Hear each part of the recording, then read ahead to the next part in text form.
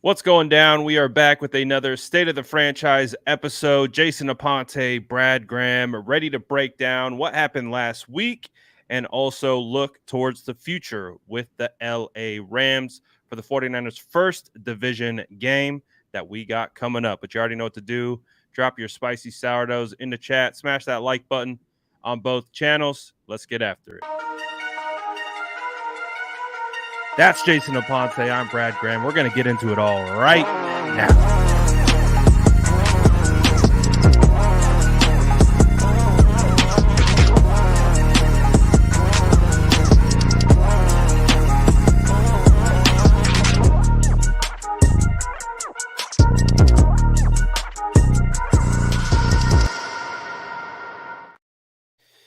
Jason Aponte, good to have you back in the saddle as we get to talk about football for once and actual things that we've got to see with our own eyes, because it kind of felt like the first part of this year has been a little bit of like Mythbusters, right? Trying to bust the narratives from training camp. Oh, Brock Purdy's throwing interceptions every single day.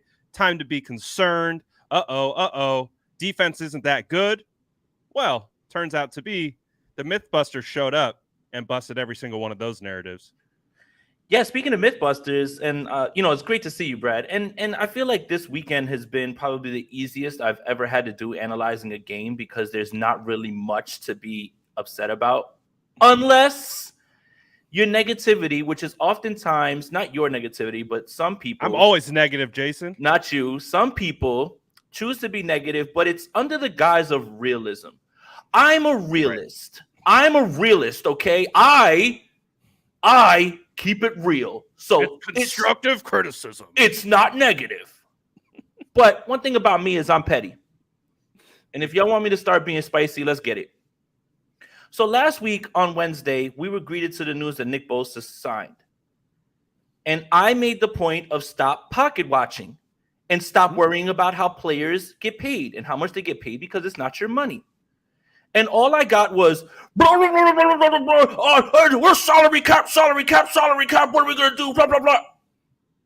$42 million now, and they can roll that over into the salary cap. Sometimes it's best to do this and do this. Let the grown-ups speak. And the apology's never as loud as the slander, because I saw it. And it was mostly from some people on Facebook, which I'm not on because I don't care. But, yeah, if you thought I wasn't going to cook, I hope you're here and you're watching. All of this talk about salary cap, and we're not like, if you believe that the San Francisco 49ers were going to sign Nick Bosa and they were just going to throw their arms up and be like, well, can't sign anybody else. That's it. Sorry. We tried. If you really thought that was going to happen, then you need to reevaluate the way you do this. But notice that it's kind of quiet, now when it comes about that. For me, more than anything, it's more about, again, stop pocket watching, stop worrying about the salary cap because nobody has an idea of how it actually works and how you can move around it. And stop worrying about how much people get paid because it's not your money. There you go. That's it. I like it. And it's true. It's like, why are we talking about the salary cap? You have no idea what loopholes are built into the contracts, how easy it is for them to convert base salary to signing bonus to create cap space. And again, now the 49ers went from the bottom all the way to the top with the most cap space in the NFL. They could do a bunch of different stuff with it, right? They could roll it over into next year. They could be like, hey, we have an issue at this particular position, which we could talk about here in this episode, where we might find some concerns with the roster. And they'd be like, hey, we identified this. Let's go get this guy. And we can front load a contract, do all different types of things. But bottom line is the 49ers have proven to us time and time again that they know how to manipulate this cap space. So they're in a good spot regardless. So it's a waste of time, right? Trying to basically talk about. Brandon dropping a super chat says, can we start calling CMC White Lightning? Get that trademarked ASAP. The Great White Hope, the Great White Buffalo, Christian McCaffrey. Well, we dropped in that name. FedEx Ground Player of the Week as well too. I mean, he's pretty good, huh? That's another thing to kind of take a victory lap on, even though nobody ever remembers that. Because remember, you gave up too much for a running back. Why would you do that? They haven't lost a regular season game. They've lost one game, and that was the Chiefs game. I don't even count that one because he didn't even play. And then the NFC Championship game, he was the only one who was doing stuff when they had no quarterback. Do you guys feel okay now with what was sent, or was it too much? Remember, Jason, any undrafted free agent running back can play in this offense. So why do you need a player like Christian McCaffrey? Why does that matter? Why just plug in Jordan Mason? No disrespect to Jordan. Just plug in anyone, man. We're good to go. Who needs CMC? Yeah. Again, football discourse. Mythbusters. Mythbusters in full effect. It's been quite the ride. And again, one of the Mythbusters has been about Brock Purdy. And obviously, we've seen how Brock Purdy played. And guess what? It was a lot like he did in team periods and move the ball periods throughout training camp. So what changed? Really, not a whole lot. When you looked at Brock Purdy, 220 yards, again, the game was over at halftime. So they turned into run the ball, run the clock mode. What was your takeaway of what you saw from Brock Purdy? Because, again, you weren't able to go to training camp this time around. And what did you see from Brock Purdy out there? I mean, if I know that Brock Purdy was starting his 9th, 10th game in the league, but you would have thought he's a 5-6 year veteran. And it's sure, it's the pocket presence, it's the going through progressions. And what I mean by pocket presence is stepping away, stepping through, keeping your eyes downfield. One of the most impressive throws that I saw was the one across his body to Deebo Samuel and putting it only in a spot that he can get it. Yep. But the command of the huddle, him yelling back at Kyle Shanahan, like it fully feels like a guy who has been playing football and been the 49ers quarterback for a long time. And we talked all about it before this game. We were cautiously optimistic about the 49ers winning this game, but we said, hey, look, there's a track record of Kyle Shanahan and his offense. And the first drive, Kyle Shanahan goes for it on 4th and 1 and trusts Brock Purdy to make the right play and puts in a concept that you actually found out about and you called as well too. I want to give you your props on that in the Denver game. And they just go down and score. And it set the tone. And usually what Kyle Shanahan does early on in games is gathering information. Like I always say it all the time, like a boxer with the jab, and he's setting up that haymaker. Well, he just said, no, let's just go back to what we were doing last year with Brock Purdy, and let's take it to him. And look at that. I mean, this is going to be the game that is probably the best opening game under Kyle Shanahan right now offensively. And it felt like if they wanted to really get greedy at certain points on certain, like if they wanted to get a little bit more greedy on 4th down, they probably could have kept scoring if they wanted to. And it just felt like if no one knew, and let's just say you were dropped down, or you were telling an alien about Brock Purdy, they would have said that's like a 10-year vet, not a guy playing in like his 10th or 11th game. Coming back from UCL surgery back in March. I wouldn't have known. I mean, this whole offseason, we were even worried if he was going to be ready for week 1. Not only was he ready, I mean, look what he did. At this point, you understand exactly why this team, why this organization, why this coaching staff is fully behind him. And who can argue with you right now with the sample size that we have? He just continues to stack great performance after great performance. Yeah, you have Brandon Ayuk going on KNBR saying he has the it factor. You have Trent Williams saying he is a special player, someone that you want to, be your leader. These guys love Brock Purdy. Again, we spent a lot of assessing Brock Purdy about the intangible process and that makeup that he has that takes to be a good quarterback. And, again, it's cool to focus on look at Josh Allen, phenomenal thrower of the football, but, there are other things required to play the position, and Brock Purdy has those things: the leadership intangible, ability to process, the ability to understand what defenses are doing pre and post snap, getting the ball out on time, manipulating linebackers and safeties with his eyes. He can do, and I don't know, did you see any issues with zip on the football? Did you see any issues with delivery, with any of that? No, because how could you? If there was issue on zip, why weren't more defenders putting their hands on the ball? Why was the ball on time? There is a lot of anticipation that needs to happen where you have to throw the ball before they're out of their break and understanding where the defenders are. That's the stuff you're talking about with quarterback.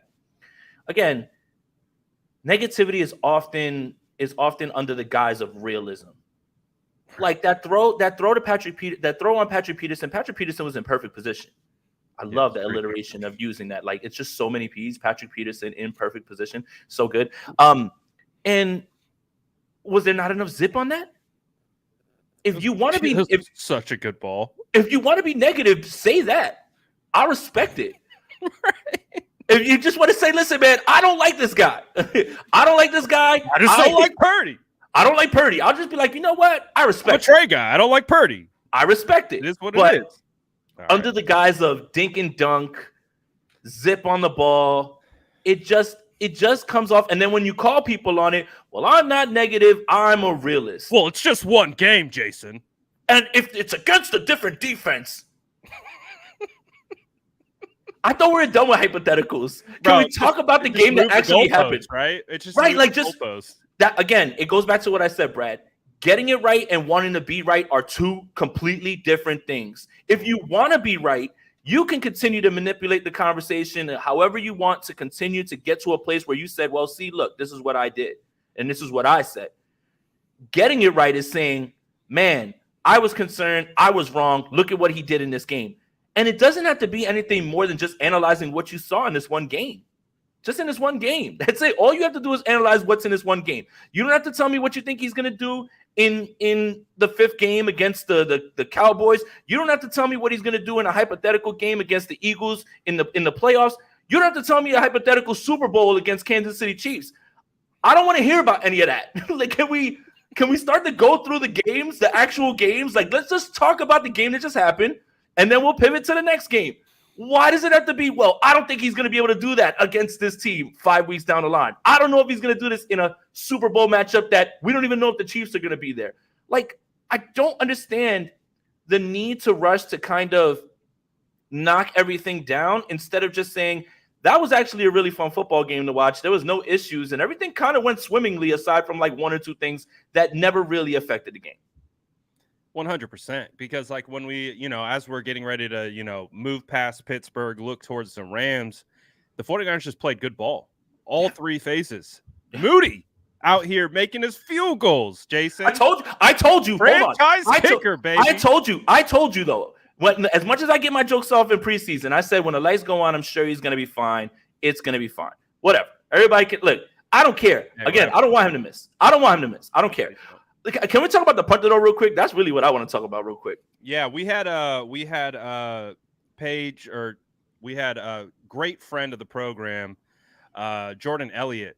He had mentioned something about it. Let's see if I can go back in time. Well, what I wanted to say, go off on what you wanted to say. No, what I wanted to say was, I mean, the punts are cool, but I was way more impressed with the fake block punt that didn't go through, and Mitch turned into the rugby player. I thought he was about to put the spin move on whoever that defender was, and he didn't. Like, I'm waiting for him to like Aussie, like make the rugby move, and his rugby skills kind of kicked in, and I was impressed by that, man.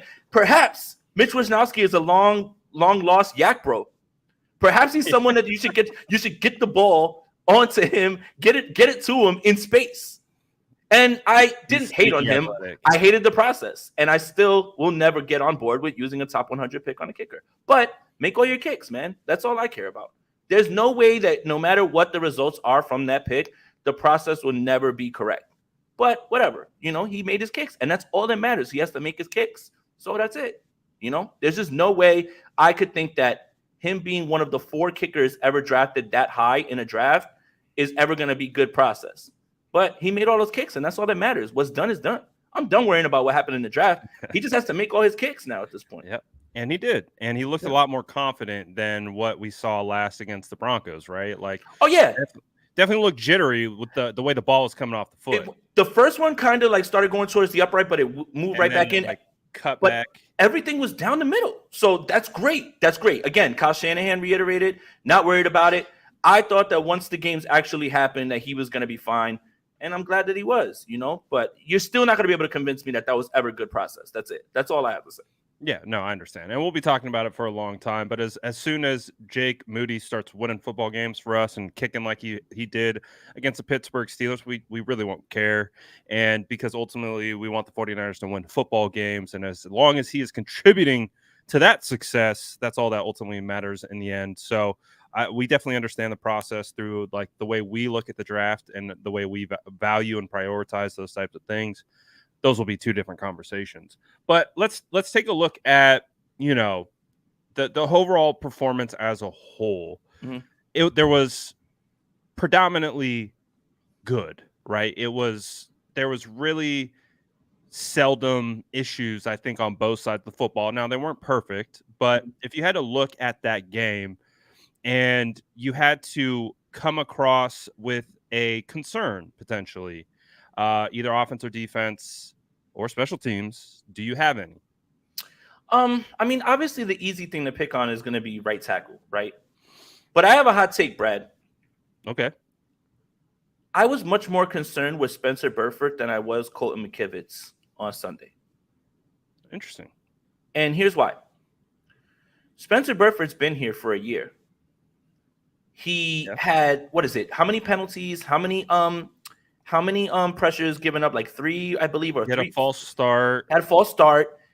He was graded 25.8 in pass blocking. With McKivitz, it's TJ Watt. TJ Watt dominates every single right tackle. You know how I know? He puts up sack numbers and pressure numbers at a historic rate. Well, he was defensive player of the year at one point, right? And the only reason you didn't hear about him last year was because he was hurt. It's TJ Watt. There is no right tackle in the game that is going to be able to shut out TJ Watt. And if you believe that Colton McKivitz was going to be that guy, I don't know what to tell you. Now, the good news is, 49ers fans, there's 16 other teams the San Francisco 49ers have to face. TJ Watt doesn't play for any of those teams. But if you want to be concerned, there is Myles Garrett, Micah Parsons, and then those Philadelphia Eagles boys that they rotate in and out. But my point is this. It's the expectation that you set with Colton McKivitz a little bit. And it's TJ Watt. You're not making excuses. It's the context. I'm much more concerned with Spencer Burford, who's been here for a year. And that was not a great performance. So you can look at Colton McKivitz and say, I think it was the easiest thing for everybody to say. They're just like, hey, McKivitz is going to have his hands full with TJ Watt. He did. Mm-hmm. I think there was some downright bad reps, and I think there was some reps where you just say, okay, like he survived. He made it on to the next rep. And also, quarterback play, like you, and I'm going to kick this to you now, offensive line. Quarterback play and offensive line play are literally tied together. Mm-hmm. Quarterback has to realize what's coming and get rid of the ball. Quarterback has to realize right side is overloaded. You got to get rid of the ball. You got to get it out fast. So all that stuff is really, really important. So sure, the whole right side, but Spencer Burford's been here for a year. That was not a great performance. And everybody seems to just kick around Colton McKivitz and they forget about Burford. My turn? Yeah. Yeah, I agree with a lot of the sentiment on the issues that McKivitz had with TJ Watt. You explained it perfectly. He's an elite edge. Everyone's going to struggle with TJ Watt. Even Trent Williams would struggle, even though TJ primarily stayed on that right side. My concerns from Colton came from issues against non-TJ Watt players. That makes sense. Issues with down blocking. There's a consistent issue with getting home and using proper technique on down blocking. He was missing blocks in the run game. So there was multiple layers for me where I'm typically a guy who I don't provide a judgment on the O-line until I get into the tape. Then I get into the tape and I watch it, and literally 98% of the time I come out of the tape, it's much better than I thought. This was one of the rare occasions where I got in the tape and was like, wow, this wasn't better than I thought. Wow. So with Colton, that doesn't mean it's end game. He can still improve. The things that he struggled with are correctable. And we could see a bounce back game against the Rams. So I'm not painting a picture of doom and gloom. But what I am painting a picture of was, again, wow, that was not as good as I was hoping for from Colton. Doesn't mean he can't be good. Doesn't mean he can't improve, because a lot of it was technically based, footwork, hand placement, stuff like that. So you can fix that and correct that. So with that, there is a level of concern though for that right side. Obviously, those two guys are your most, least experienced technically offensive linemen on the squad right now, and they're playing next to each other and they have to play in tandem. You saw them bust on a stunt where they were trying to pass it off and they got right through. So there's still little things to improve upon. And my thing would be this: if we start to not see improvement, that's when I will get agree. concerned. I will agree. raise my hand and be like, all right, Houston, we have a problem.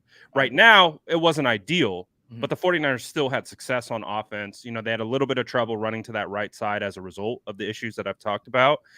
But as long as they can improve game and game and game, again, these are your least experienced guys, so they're probably going to go through the rockiest road up front first. So give them a couple games to acclimate, get to gel. And if at that point we get 4 games in and we're seeing the same issues, then that's when we can be concerned. But I will say, wasn't ideal from the right side. Also, too, on top of, and I thought everyone else, I thought Brendel did great. I thought Banks, for the most part, did really good. Same thing Banks with was good. I Trent. thought. I thought Banks was really good. Yeah, Actually, they played well. And I mean, I love that run, that block that block that he opened up for McCaffrey. That's incredible, man. Like that was great. exactly. It was a great double to backer concept, and McCaffrey, being the elite running back that he was, is able to maneuver through that. Mhm. So those guys did great. Center through left tackle, not one issue with. Colton, Burford, let's give them a couple games. Let's see how they acclimate, see how they improve week to week.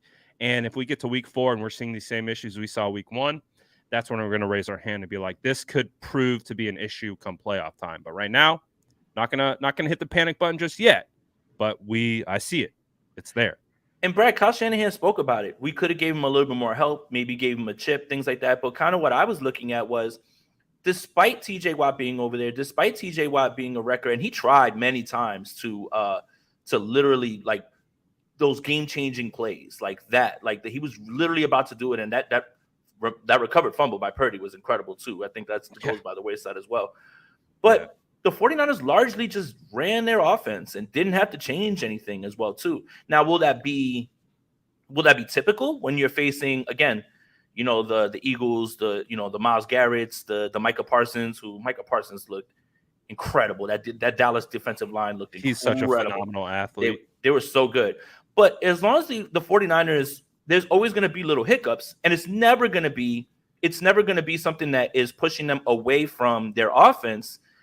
It's a concern, but it didn't affect the game in a way that it made Kyle Shanahan feel, like he couldn't go for it on 4th, or he's not going to. They were throwing the ball a lot more than they were running it in this game, and that was something that was kind of interesting, because I think we're kind of preconditioned to just say, well, he's going to hand it off a bunch. No, man, it was just drop back and passing, and Purdy was executing. So it's a concern. And again, you have to give credit. It's the NFL, Brad. Sometimes cornerbacks are very good, and they see Justin Jefferson across from them or Devontae Adams across from them, and they're just like, I'm going to have a rough day today. Sometimes you're a lineman and you look over and it's TJ Watt, Myles Garrett. You're going to have a rough day today. No doubt about it. Those guys are elite. Those are blue chip guys. So that's a little bit that has me at least being optimistic, on top of the fact that there's really not much more to complain about aside from maybe penalties on that one drive at the end of the half, and a little bit of soft coverage that was allowing, catch and run a little bit more, look like a little bit more like prevent, like at the end of the half. Yeah. Other than that, I don't see too many negatives. Right. We're nitpicking a win, right? Right. So, and I think you make a great point about who we were going against, and they were still passing. They were still being able to execute the offense. It wasn't perfect. They had some setbacks here or there, but regardless, that's a pretty solid defense, right? Like, Minka, all that type of stuff, like that they're pretty quality. So it's still a good test for the 49ers, and they have room for improvement, which again, that's what you want to see. You want to see these guys improve week in, week out. So not hitting the panic button yet. We've identified, and now we're monitoring. That's it. And the hope is I come back on here next Wednesday and we're like, they fixed it. They were able to correct those issues, and that's it. The other, like, again, just to get onto the concerns, and then we'll get past the Steelers and we'll look at the Rams. It is interesting to see what they're doing with the nickel, because it does feel like they don't feel confident. No third that. linebacker. No third linebacker. There was only two other linebackers, if I'm not mistaken. I did the snaps by count, the snaps by position count for Niners Nation. I think it was just Oren Burks who played. They didn't run at all. Any three linebackers. It was just Fred and Greenlaw. So the whole idea of like base defense, again, like we've talked about that in the offseason. It's like base defense is a thing of the past. It's something that it's just with the way offenses are going to spread you out and everything. And I mean, and again, the Steelers came out, Robinson, Johnson, and Pickens. You're not going to be able to have three linebackers on there unless you want that exploited. So again, they kind of knew what they were doing. But yeah, that whole third linebacker spot thing, it always felt a bit overblown because you're just not going to be in base. Now, the question is the lack of third linebacker just based on this one game plan and this personnel group, or is it something that we're going to look forward to a little bit more because you see Fred Warner, carrying two all the way up the field, and then or literally getting the shallow crosser and then passing him off to Greenlaw and then going to Freiermuth. Like, you probably can get away with two linebackers and a nickel because it's Fred Warner and Greenlaw. Like, that's the thing. It's not like this is something that you're just doing because you're trying to buck the trend. It's like you have the personnel to execute certain things and it doesn't put you in bad spots. So that's the thing too. Yeah. So overall, the 49ers, again, they're really good. Yes. Bottom line. Yeah. Right. They're really. We forgot, Brad. I think we forgot a little because we were arguing about quarterback 2, Nick Bosa's contract, because of all of the stuff. We forgot this is a really good team. Well, for the Brock Purdy interception crowd, I think they also forgot that Brock Purdy was going up against the number 1 defense in the NFL every single day at practice. Mm-hmm. That might be a minor thing that we could potentially be overlooking in Brock Purdy's return from UCL surgery. But that's neither here nor there because the myths have been busted, and it is what it is. Brock Brad, Purdy. One more thing. Go for it. One more thing. Just the defensive line, man. I want to push some propaganda. I want to push an agenda. I want to push an agenda. Spin the narrative. Because this is a guy that continues to get bashed because he didn't have any sacks. And why are you paying this guy so much money? Drake Jackson deserves, if Drake Jackson got a bonus for 3 sacks in that game, he deserves half of it to Eric Armstead. Half of it. Yeah. Literally half of it.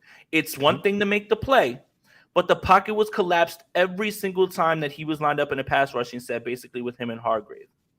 The point I'm trying to make is, if you're looking for just sacks, I'm a big pressures over sacks guy. Of course, you need sacks because you need to actually finish. But 2 of Drake Jackson's sacks were based on Eric Armstead pushing people away and Kenny Pickett going towards Drake Jackson. And credit to Drake Jackson for being able to be fast enough to go down there and get it. But it was a team effort for sure. Yeah, but can we get some Eric Armstead love? 5 pressures, and everybody always just wants to say, well, he doesn't get sacks. People got sacks because of him. And there's the stunts that him and Hargrave are running where Armstead's running straight through. Like, I hate to say it, man, we got to start watching the games, like a little bit more. Like, we've got to start watching the games. Like, the box score watching has gotten out of hand. Save the line. Right. Watch the damn tape. Thank you. But here's the thing, too. I had been talking all off season, kind of. And again, this is just a conversation, and this conversation is fluid. It's fluid because it's only one game.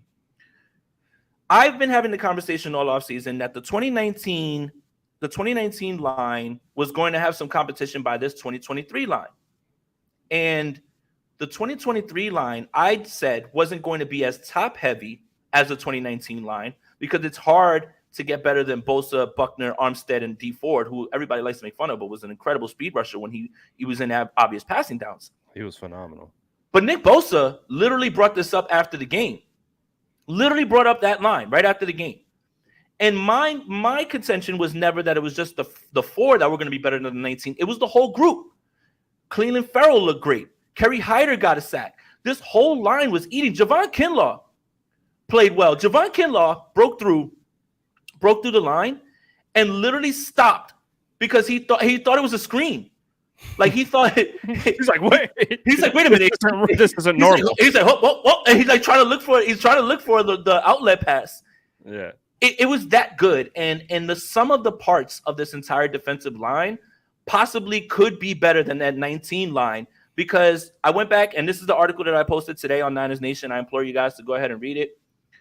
Sheldon Day, DJ Jones, Solomon Thomas, and I'm missing someone else. Where the was the depth? It's Ronald Blair. Ronald Blair. Okay, this year it's Cleveland Farrell, Austin Bryant, Kerry Hyder, Javon Kinlaw, Kevin Givens. Kevin Givens had a bunch of pressures in this game as well too. Now, how much of that has to do with the fact that the Steelers' offensive line isn't exactly like the best?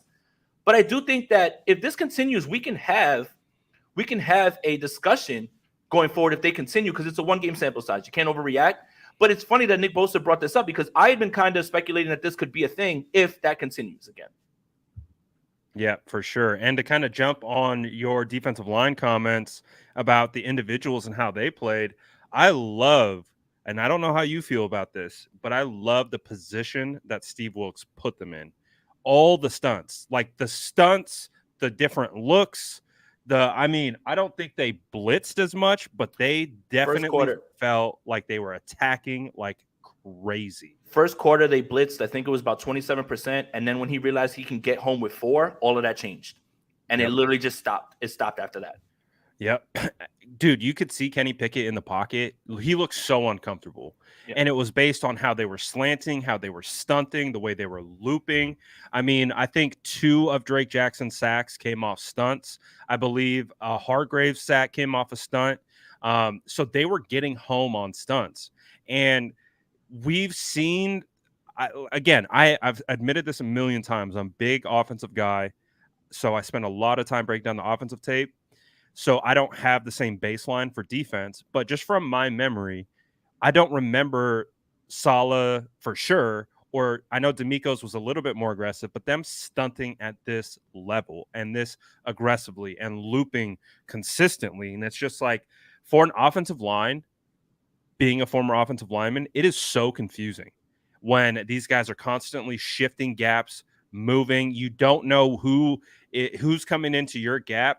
Is it going to be Fred blitzing? They were literally, that's what makes it difficult. And I think you look at Kenny Pickett, he was just like, I don't know where to go with the football.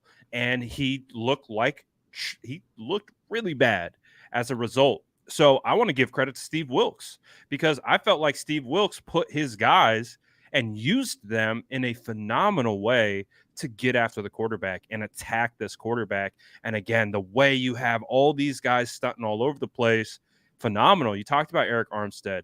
He was creating pressures. He was getting in there, and it was the guys who were coming around on loops. Like I said, Drake Jackson on 2 of them was looping around and found himself in the right position to make a play as a result. And it's like, even Eric Armstead, I think, could potentially have taken away a pick from Mooney Ward on like a fade to the right corner of the end zone, where Mooney Ward was playing in coverage, and he was just staring Pickett right in the eyes. And Eric comes in and he makes it a really bad pass, but I think Mooney was all over it, and I think he would have picked it. So, I mean, these guys they're cooking right now. They are absolutely on fire. A little bit of it too is we got to give props to the coverage as well. I mean, there were times where the pass rush wasn't getting there within 2.5 seconds, and Pickett didn't have literally anywhere to go with the ball. You give them another half a second with that coverage on the back end, and you're not you're dropping everyone and you're not rushing anything more than 4. It's going to be a long day. And again, this defensive performance, and I think someone in the chat really like nailed it. I don't think anybody worried about like the Steelers coming in and like bullying the 49ers, but I do think that there was a reputation, and it still is. Don't get it twisted. This one game does not mean that the Pittsburgh Steelers are a bad team. Like, I want to make sure we make that clear. Yeah. What they are is they're a gap and a few tiers below the 49ers, but they're not a bad team. I want to make sure we get that out there. I think we were just shocked that a Mike Tomlin team wouldn't show up like this in a home opener. Week 1, and after the way that they had been playing in the preseason, literally, right? 5 drives, 5 perfect drives, they scored. We all knew the 49ers defense was going to be stout, but we didn't think that the Steelers were going to put up that kind of performance. And that was a bit shocking to me, because it's Mike Tomlin. You know how they prepare, and you know that team has talent. They just got punched in the mouth, like Tomlin said.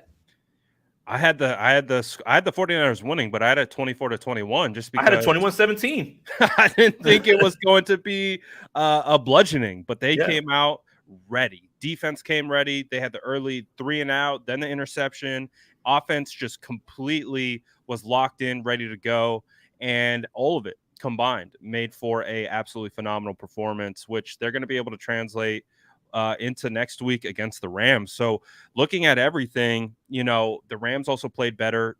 Actually, before we get into the Rams right away, let's get into I'm sitting on super chats. So Brad, remember we gotta go over state of the franchise best ball, because I think you'll be surprised at who's number 3 after the first week. I heard it might be me. It is you, which is insane because it is cheeks. It just speaks to how insane this week was and how scoring was down everywhere. And if you had the guys on your team that actually scored, you won. Because nobody, like T. Higgins had 0, and like Rodgers, obviously, shout out to him, and I hate that happened, 0. Like there was so many like premier players that just got nothing. Absolutely. Gammon says, congrats to the Rams for beating a team without their starting tackles. We are 8-1 against the Rams. Burford will be eaten alive by Donald. Can the Rams score 30 on our defense? Can we score 30 on them? Look, shout out to the Rams.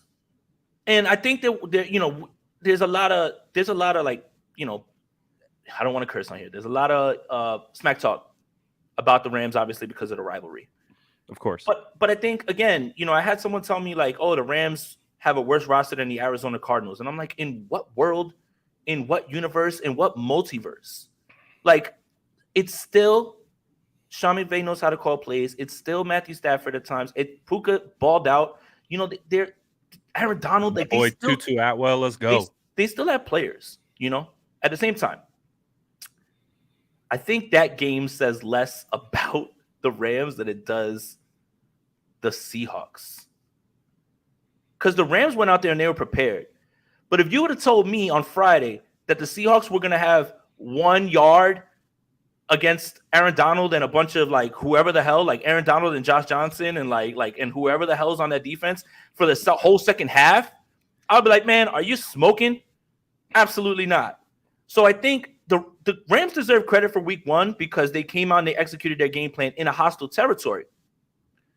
But I think that says more about the fact that Seattle may not be as good as people think they are. And maybe a lot of what you saw last year was just something that was a 1-year thing. Now, again, it's important not to overreact one way or another to a week 1 game. Of course. The Cleveland Browns blanked the Cincinnati Bengals, right? So that's it. The Bengals are done. All that shit, right? Like that's how we should be viewing it if you're overreacting. Yeah. But to say that you're going to have the opener with all those expectations at home against a Rams team that, for all intents and purposes, a lot of people believe were better than the Rams, and maybe they still are. We don't know yet, right? It's only week 1. My God, man, that is an embarrassing loss, and that really looks bad, man. That really, really looks bad on the Seahawks. So maybe that is an indication that the Seattle Seahawks are the team that was going to regress instead of the San Francisco 49ers. Yeah, and I mean, for the Seahawks, that's a huge L in division to start off when every game in division matters this year, especially if they're trying to catch the San Francisco 49ers. And if they get swept by the Rams, that could change things in a heartbeat for them. So, while we were on here, I saw Abe Lucas, their right tackle, went to IR. So they have a bunch of issues. You're muted. 41-year-old Jason Peters is now starting. Yeah. So definitely some issues there with the way that all played out. But, with the San Francisco 49ers going up against the Rams, we know how it is. These division opponents, these division rivals, these games always are just different. The 49ers, remember when we got beat by Colt McCoy and the Arizona Cardinals? Like, these games just are different. There's a different mentality. There's a different vibe. Obviously, the San Francisco 49ers have won the last 8 regular season games in a row over them, and they hold their NFC Championship game over our head, but it is what it is. So heading to Levi's South, and by the way, Matt Barrows is reporting that the San Francisco 49ers will wear their home red jerseys, which makes sense because it's a home game. So it's anything can happen, right? It's any given Sunday, and it's still early in the year. So, but if we had to use our brains, I think we would say that the 49ers are the better team, and they should win this game. But we know it's football, and anything can happen. Muted. Can we call up the Titans and see if they could lend us Brunskill again for one game? Bro, I've been going through because it's Rams week, so we throw up throwback posts and stuff like that, and I'm like looking at all my Brunskill stuff. I'm like, man, It's funny. On Bully Ball with Steph, she was like, Daniel Brunskill's not walking through that door, pal. No, look again. Okay, look. We're gonna get to the smack talk. You know me. I'm gonna turn up and shout out to Jim Everett, man. He's a friend of the channel, even if he is a Rams fan and everything as well too. But I love the banter. Yeah. Look, you look at this roster holistically. The 49ers have a better roster than the Rams. They do. For all intents and purposes, you should be able to go in there and beat them, right? Based on who you are, what you've been able to do, and how you've been scoring points. But at the same time, it is the NFL. There's games like that. I'm not trying to set you up to tell you that I think the Rams are going to win, because I still have the 49ers winning, and I think they win by 15 points. Yeah. But weird things happen, especially in week one. But again, using just your general gut feeling and what you just saw with the 49ers and how they dismantled the Steelers, regardless if the Rams beat the Seahawks, you still have to like the 49ers' chances to walk away with a victory in division in Levi South. So, I mean, it's just – and I'm sorry we keep seeing Levi South. I'm going to start saying SoFi. It's fine. No, but yeah, Levi South. But yeah, that's the thing. It's like what it's called. We're looking around and we're just like, hey, this team is better than the Rams. But at the same time, crazy things have happened. I heard you while I was going there to take care of Averly real quick. She ran to the bathroom. I heard you talk about the Colt McCoy game where we're sitting there laughing and we're like, ha ha ha, Colt McCoy in Arizona, and they go in there and they just put out a better game plan, right? And that's one thing that I think we kind of discount is Sean McVay. No matter the personnel, no matter who's available, is going to find the best way to try to put guys in position to succeed. But you still have the 49ers defense, and you still bank on the talent that they have on that side. Yeah, absolutely. Keith Murphy says, same old sorry ass Seahawks, go Niners. Seems like it, I guess. I mean, DK Metcalf is knocking down a Killer Weatherspoon because he's frustrated. The defense was nowhere to be found. They had no sort of stop at all. Puka Nacua, shout out to him, man, and shout out to my dynasty stonks. I'm so glad I was grabbing him up on all the last rounds and everything. Puka, yeah. I literally own Atwell in probably 90% of my leagues right now. So that worked out for me too. Yeah. So look, it's more about them. It's more about the Seahawks, I think, in that game. It's more disappointing that the Seahawks didn't show up at home, but. It's more about them not showing up, opposed to just 100%. Josh says, Rams just took down a Geno Smith-led team. That's no small feat. Damn. You guys are. I love it. You guys are spicy. Let's go, man. Yeah, I'll take it all day. Yeah. Brandon says, okay, Jason. Okay, Brad. What would you guys do with the Niners' current salary cap? Think they're going to make a move, or are they saving to sign others and rolling it over into next year's cap? Go ahead. I'll let you take this first. I think I'm going to give the boring answer, but I think it's fluid. Injuries happen. Guys are ineffective. Sometimes there's players that come available when teams realize that they're not contending and they can't sign. I think, Brandon, there's no easy answer to this because I don't think that they have a set plan. I think if everything goes well in a perfect world, which is, I'm kind of weirded out this week, man. I mean, aside from the Dre Greenlaw thing, which sounds like Wear and Terry is going to be fine. Like, having that game go that way, having no injuries, I'm like, when's the dagger coming? When is the rug going to be pulled out from under me? Things are never this smooth.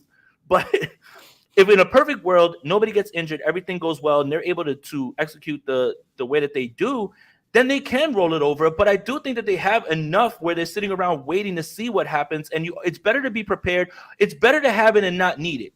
And I think that's kind of where they're thinking. And if they roll it over, they get a little bit more because of the cap increase. And then that obviously rolls over so you can get Brandon Ayuk. So, yeah, I don't know. Like, you don't need all 40. You don't need all 40, but it's like a rainy day jar. It's like something that you got, like, it's just like something that you got sitting there. And it's like you've saved up all your shekels and You know, if God forbid something happens and you need 1 or 2 players who are impact players who have come available from teams that thought they were going to contend, realize they can't sign some guys on expiring contracts, then the 49ers can make some all-in moves. So I think it's fluid. I really think it's fluid. Absolutely. And there's two sides of me. There's the Brian Burns agenda aside, and then there's let's put myself in the 49er shoes and what would they actually do. So that I have two brains. You know, one side is going to push the Brian Burns agenda, go out, make a splash, use that cap to inject your roster with as much talent as possible in a win now year, go get a Super Bowl right now. But also, we understand what it is. The 49ers aren't going to just go out and make a brash move like that, most likely. They could potentially look at a cornerback. They could potentially look at O-line.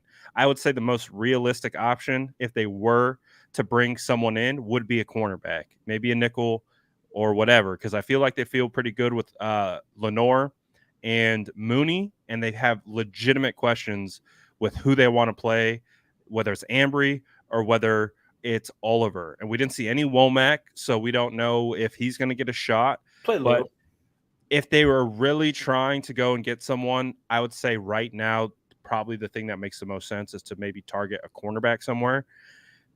I don't know. Offensive line, it's just such a hard thing to trade for because if you have good offensive line, you're not trading away. Right. Thank you, Brad. I love that. Or just sign somebody. Well, Lo Collins is out there, right? But he's coming off an injury, and you know, dude's back is in good a shape as mine, which breaking news is not in good shape. So that's the thing. It's like people are like, well, let's just trade for a lineman, but why would a team trade away good linemen? Yeah, it doesn't happen unless it's right. Unless it's like again, like what I was saying, a team that is completely out of contention. At that there's point, a contract coming up, and there's a contract coming up that they get moved.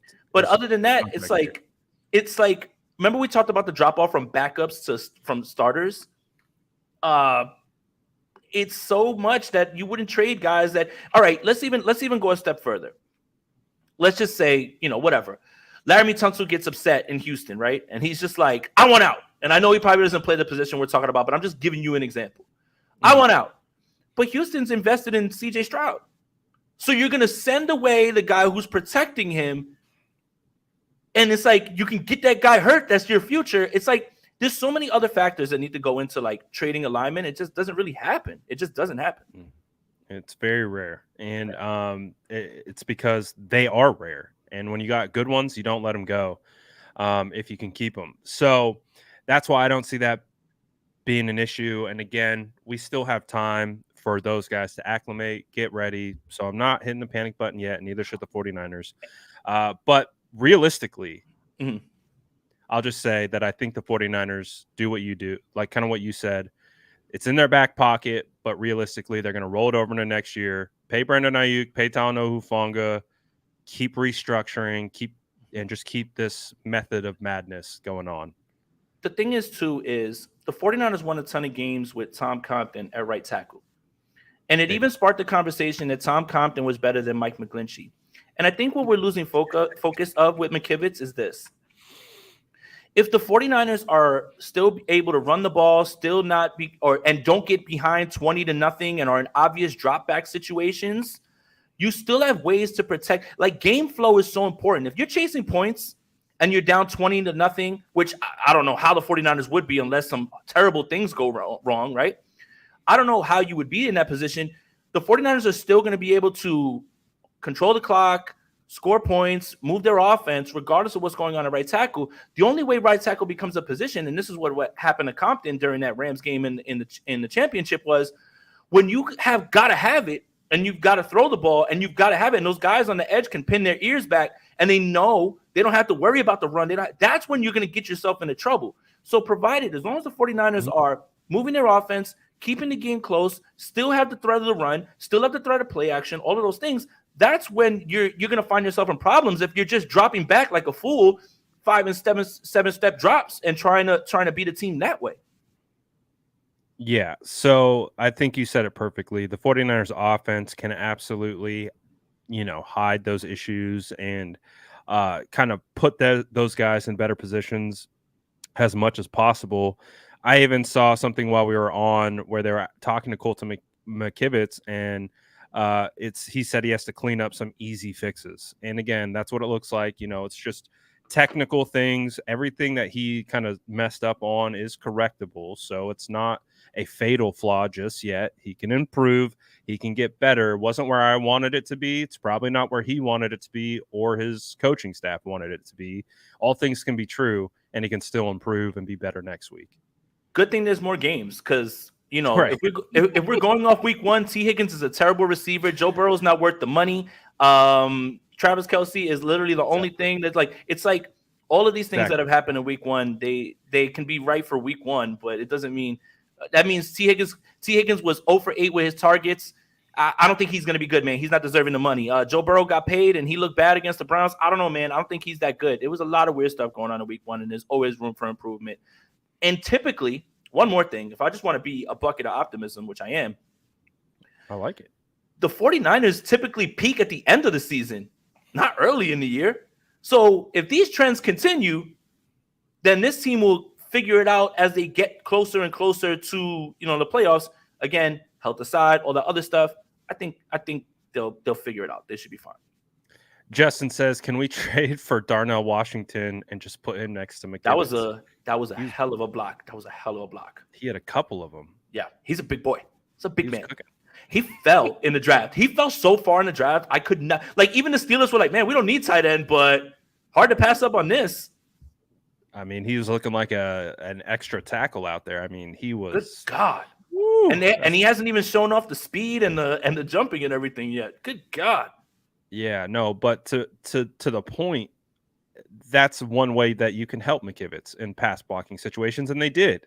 They started using Kittle. They started throwing chips at him, and it helped big time.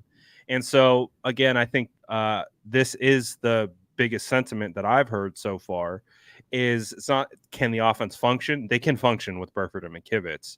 It's can they keep Purdy healthy? That's the number one thing. We gotta stop putting negative stuff. Like we gotta. I believe a lot in manifesting. Right? Look yourself in the mirror and tell yourself what you're gonna do for this day, and tell yourself what you want to see.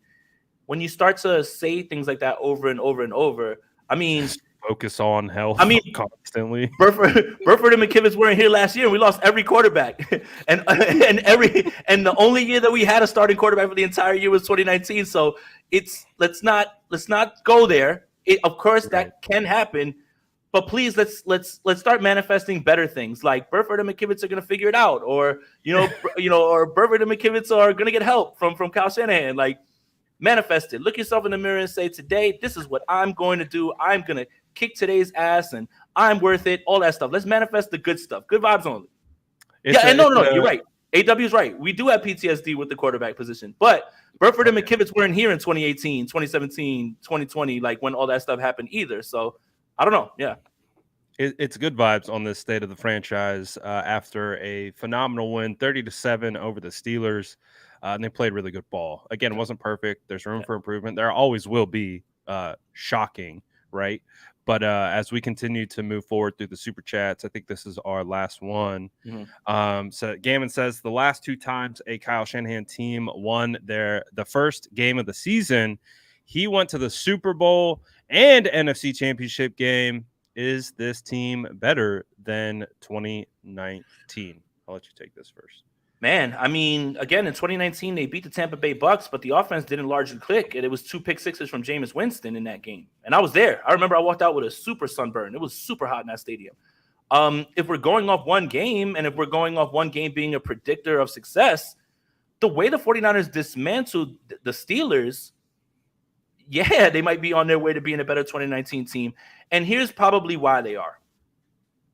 Love Emmanuel Sanders, Brandon Ayuk's better. Deebo Samuel's a better version of himself. Nick Bosa's a better version of himself. Javon Hargrave. Here's the argument. Is Javon Hargrave better than DeForest Buckner? Brad Graham. Ooh. That's one I have to ponder and think about because they're on the same tier, I would say. I believe so too. Better, it's, Buckner's taller, so he can jump into the passing lanes a little bit better. Right. But Hargrave is a little bit quicker footed, in my opinion. So it's like they're both same tier. They're quality. So in my article, I went back and I looked at the 2019 numbers. DeForest Buckner finished with 20 pressures in 16 games.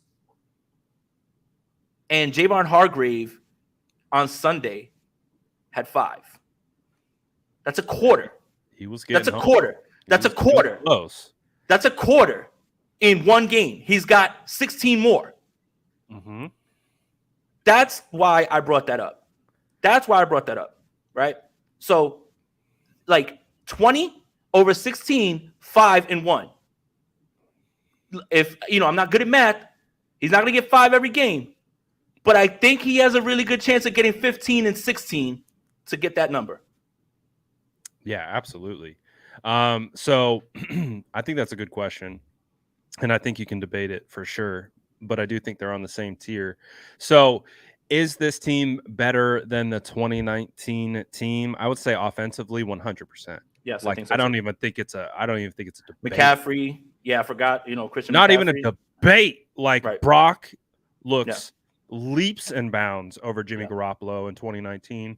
I think a lot of people forget that 2019 year, Jimmy Garoppolo was coming off ACL surgery and also was his first full year as a starter. And he really struggled early on, like to get up to speed. I mean, you go through that Bengals game week 2. A lot of it was done on the run game with Breida. And then you go to the week 3 game against the Steelers against Mason Rudolph, and they barely win that game. But to credit to Garoppolo, he put the team on his back on that very last drive, drove him down the field with a touchdown to Pettis. But other than that, the offense was non-existent. Mm-hmm. And, outside of the New Orleans game, comeback versus the Rams, and some of those other games later on in the season, the offense was managing games. Brock, with this offense, is attacking defenses. Mm-hmm. They're just different quarterbacks. They operate this scheme in 2 completely different ways, and he clearly operates it at a much higher efficiency and effectiveness than Jimmy Garoppolo ever has, which is crazy to say because he's in what, Jason, his 8th game? Right. His 10th game. Yeah. Right. So, like, he's only going to improve. He's only going to master it and get better at that. So that's the thing. The offense is probably 3 tiers better than the 2019 offense. And when you look at the defense, one of the reasons why they had so much success was that D-line, like you talked about. And they had a young, budding Fred Warner who was just coming into his own, got his first career pick 6 in that season against the Rams. Then you have Dre Greenlaw, who's a rookie, who's just getting his feet wet. And you've got Richard Sherman, who's, long in the tooth a little bit, but, no one threw his way. So everyone who was getting challenged was rookie Emmanuel Mosley, undrafted free agent. It was, what's his name? That we're about to play with the Rams, Ahkello Witherspoon. Mm-hmm. It was Kwaski. It was Jimmy Ward at safety. It was Tarvarius Moore. I would say hands down, this roster as it's assembled right now is night and day better than a team that went 13-3 in 2019. And a little bit more to Purdy. Shout out to KP, head honcho at Niners Nation. I think that he's probably one of the most slept on people on 49ers Twitter when he talks about. He's so good at what he does. But he succinctly brought up the difference between Brock Purdy and what we've been seeing in this offense from whoever was operating it. Brock Purdy routinely passes up on singles and goes for doubles in baseball terms. He's looking for that extra base always. And he has the IQ to understand where the space is going to be. It helps that you got guys, getting themselves wide open and Shanahan being able to understand defenses. I think it was Rich Madrid that said something that had me laughing. He's like, he must be hearing what the Steelers are calling because there's no way guys should be running this wide open in these games. But Brock Purdy routinely is understanding when it's time to take a shot a little bit further down the field. And again, further down the field, I'm not talking about 40 or 50 yards. It doesn't have to be that, as you saw Josh Allen just heaving that thing into Jets defenders. But it's about you have the throw in front of you to George Kittle that can get you 7 or 8. Or you can step up in the pocket and throw that thing a little bit further to Brandon Ayuk for 20-25. And that's routinely what you see with Brock Purdy. And I thought that was really, really a perfect way to sum up what Brock Purdy does for this offense. He's a dog. He's not afraid. He literally isn't afraid to take a shot, and that's why this whole like, again, the notion that he doesn't push the ball downfield is just not true, or he can't push the ball downfield isn't true, because he will take those shots when he gets the opportunity. He was going to take a deep shot to Deebo Samuel in this game. It would have been a touchdown if it wasn't. But we had a bust up front. It would have been a walk-in touchdown, because the way Purdy was dealing all game, the way the coverage was, the way Deebo had stacked the defender and how much room was in front of him, it would have been a walk-in touchdown, 45, 50 yards. Yep. But they had a bust up front, and so the defensive lineman got his hands on it. Like the Purdy evaluations, let's just keep it a buck. They've been atrocious all training camp, all off season, throughout last year. Like, posting that clip of Brock Purdy baiting Minka into the thing, and I've seen some of the comments though, like, wow, look at Brock. This is how you know he's improved from year 1 to year 2. And I'm like, he did this like 6 or 7 times just against the Dolphins. Game. Like, this is who Brock Purdy is. He's been showing us this for a long time. And again, it's just like, it's easy. Like, we are different. We actually pour over all 22, and like, we spend a lot of time doing it. And like, you're pulling numbers, like you're writing articles. So like, we invest our time into this, so we have a little bit different perspective than a lot of people. But again, what Brock did against these Steelers was nothing new. It was the fact that he's recovering from a UCL surgery, and it's the first game of the year, and he's been on a pitch count all summer and all this types of stuff. Like, to then see him back in the saddle, cooking, no fear, just ice in his veins. Like, you can feel it through the screen. This guy's out here like, I'm just cooking. It's, again, like Ayuk said, he has the undefinable trait of, what is it? It's ultimate confidence. It's ultimate belief in oneself that they can also execute everything that's in front of them. And that's what makes Brock Purdy different. That's why I stayed away from the whole Brock Purdy training camp discourse, because my contention was, I'm not there and I can't see. And I'm not going off of what other people think they see, because for the most part, a lot of people don't even understand what they see. But this offseason was a masterclass on why preseason doesn't matter, why training camp doesn't matter. So let's take a look at this game right here. Kenny Pickett, 5 drives, perfect passer rating, everything. Oh, this offense is humming. Oh, man. Mike Tomlin's teams start out hot all the time. Oh, man, I don't know. Brock Purdy was throwing interceptions in the joint practices, in training camp. I don't know, man. Look who did what to what. And then Kenny Pickett said, yeah, I think the 49ers defense was a little bit better than the defenses we were facing in preseason. A little bit better? Oh, wait. Was that the same defense that Brock was playing all? Oh. And that's the thing. It's like, if you weren't there, then I would refrain from giving strong opinions. If you were there, I get it. You know what I'm saying? Like, you at least have an informed opinion because you were there. Yeah. But it was just so many people that weren't there that were ready to write off, or use, well, I heard this guy said this many interceptions, this guy said this, and this. It's like, I have a hard time disagreeing with you if I wasn't there. But if you were there, you at least have some sort of informed opinion. Yeah. So, anyways, Mythbusters, full effect. Here we go. Loving it. Loving all of it. NorCal Dan says, 2 of my favorite Niners content creators, and I've seen them all. Few other good ones. That's my guy, man. Appreciate you, man. This is how we know football season's back, man. The views are up. The energy's high. Everybody's in here just, enjoying wins and stuff, man. Again, negativity is often under the guise of realism. But shout out to NorCal Dan, man. He's always showing love, man. I'm just a realist. And realize when I'm a realist, my numbers go up quite a bit. Dude, it's not just. I wasn't just talking about content creators. I was just talking about people that chime in on 49ers stuff. Oh yeah, dude. Yeah. The discourse after these preseason games was incredible, and not in a good way. Right. But it is really good to have the energy up.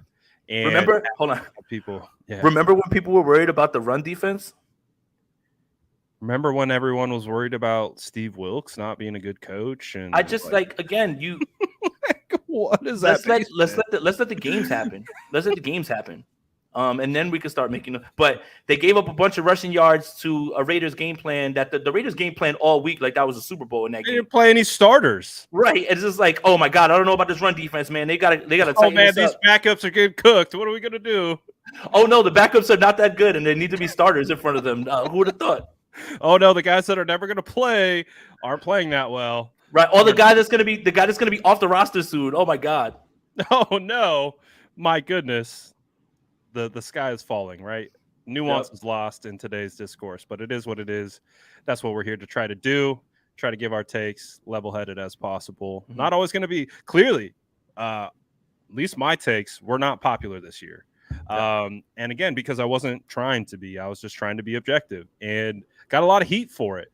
But I do feel vindicated in the end. Justin says, Jason, you should be writing articles on DFS matchups. Appreciate you, my guy. So a little insight into that is Justin and I DM all the time. Like he'll send me his lineup and I'll say, listen, you can pivot this way. You can look at, because DFS, for everybody that doesn't know, is like you have to spend a certain amount of money. You have a budget, you're capped. So it's not like you can just say, I'm starting Kelsey, Justin Jefferson, Patrick Mahomes, Christian McCaffrey, Austin Eckler. Like you can't take all those guys. So it's really strategic about the matchups you want to exploit. So he'll hit me and he'll be like, this is the, we were talking earlier about the Eagles Minnesota game on Thursday. And I said, listen, man, I don't feel good. It's a primetime game for Kirk in Philly. They're going to be raising that, they're going to be talking about the NFC Championship game, home opener. I'm nervous about Kirk, nervous about it, man.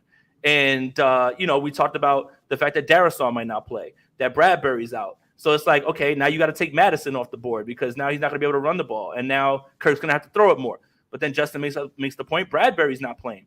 And Mac Jones put up 300 yards against them in week 1. Which, Justin, now that I have a chance to elaborate a little bit more, I'm willing to write off that first game with the Eagles as just a little bit more of an outlier than what you're going to see going forward. But if you are looking to put Justin Jefferson and Addison in your lineup, Kirk is going to throw that thing about 40 times because they're not going to be able to. Jalen Carter and those guys are going to be able to stuff the run like crazy on Thursday. So I don't know about Madison this week. So, you should be writing daily fantasy. It's too much, updates. Man. Too much.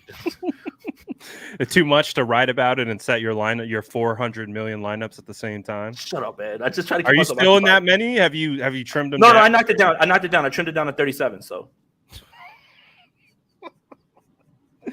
That's crazy. 30 and are they most of them dynasty? Most of them are dynasty. I'm in 3 redraft leagues. That's still nuts. So dynasty again, all the guys, there is no waiver wire. You can't pick guys up. You just get your rookie draft and you start over. Yeah. Cheyenne says, I told my daughter the other day, we've been building this team for years. It's here. It's now. Yeah. I agree with that.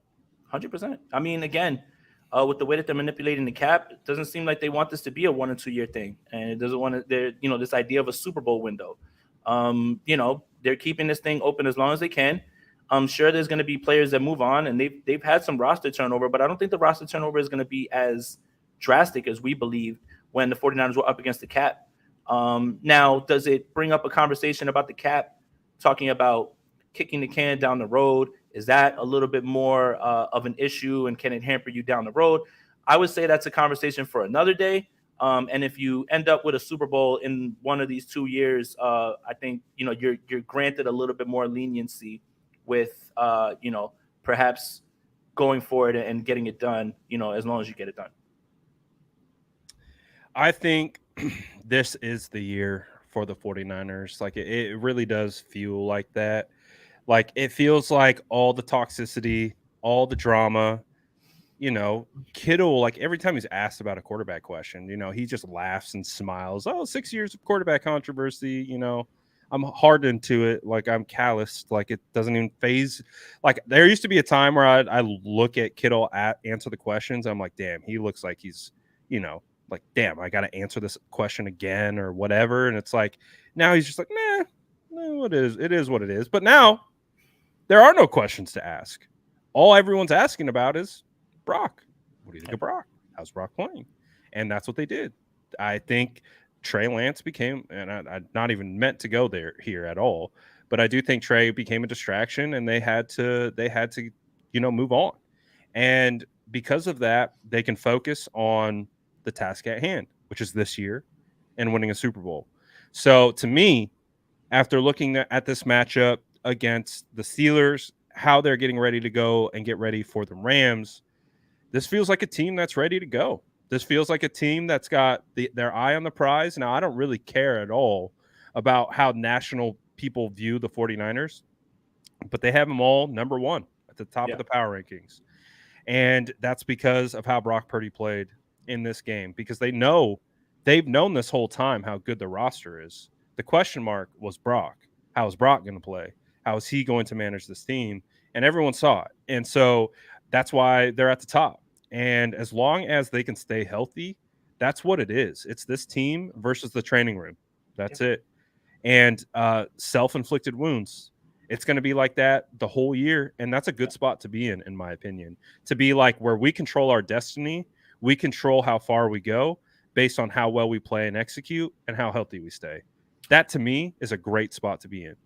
And to be fair, a lot of teams need that, right? But it's just something about this team being so loaded to not have impact players or players at value positions miss time. But yeah, if the 49ers can find a way to be largely healthy, there's no way to get through a season unscathed. Right. And no team has ever done it. It's going to happen. I mean, there you go. I mean, if they do it, then the good thing is you're a fan of a team that you can say that if they play their game, there may be nobody that can beat them. Nobody. And that's just all dependent on the guys that they have. They don't need to add anything. They can just execute with the guys that they have, the coaching staff, and that's something that a lot of teams don't feel even after 1 week. They don't feel that. And some teams, they put their best game out there and it's still not enough. But when it comes to the 49ers, if they put their best game out there, I don't think that there's many teams that can beat them. And that's not just us being fans or anything like that. Like, it's just matter of fact with roster coaching and the way this offense is operated with, how many 30-point games they put up with Brock Purdy under. Like, it's just objectively, the offense has been moving in a direction that has not been seen since Steve Young was under center. I've been vibing this week. I'm not going to lie. Who are the teams that the 49ers need to be? Well, if we're overreacting, if I don't know about worried about, but if we're worried about, why I did air quotations, like if we're to be alert of, maybe if we're worried about right now, week one and week one overreactions. I mean, Philly didn't look great in New England, but I don't suspect that'll continue. Honestly, New England, if they don't start that game with that pick six, Philly's in a heap of trouble in that game. And if they make that catch at the end of the game, who knows what happens? Mac Jones played actually a very good game on Sunday. It would just be Philly and Dallas. I mean, honestly, Minnesota, I don't know.